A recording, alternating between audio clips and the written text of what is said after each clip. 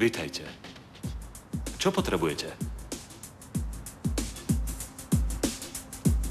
Hľadáme útočisko, otče. Dobre. Ste na správnom mieste. Vítajte v dome pána.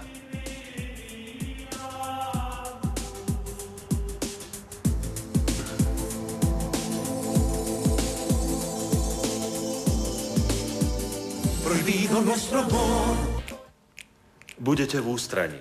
Čakajú vás roky. Roky samoty, rozjímania. Uvažovania o živote, o veciach, čo sa stali vo svete.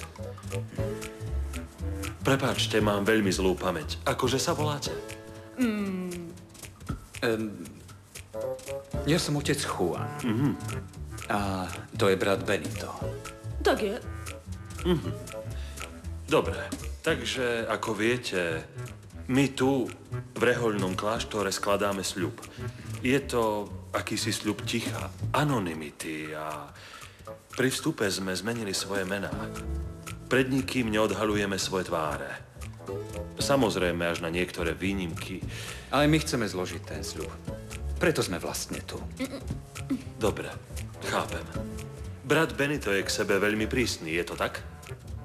Áno, totiž brat Benito je žiaľ nemý už od narodenia.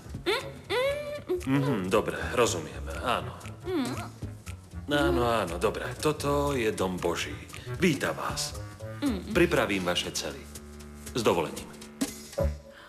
Rýchlo odpadajme, chce nás uväzniť. Nie, izbám v kláštoroch sa odjak živa hovorí celý. Prečo? Neviem, asi kvôli vybaveniu, čo ja viem. A prečo mám byť nemá?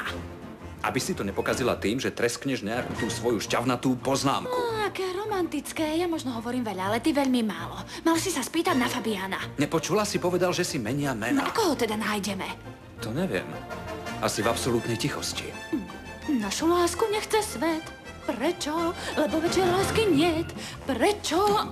Túto nepoznáte, otec Juan. Buď ticho. To je dobré.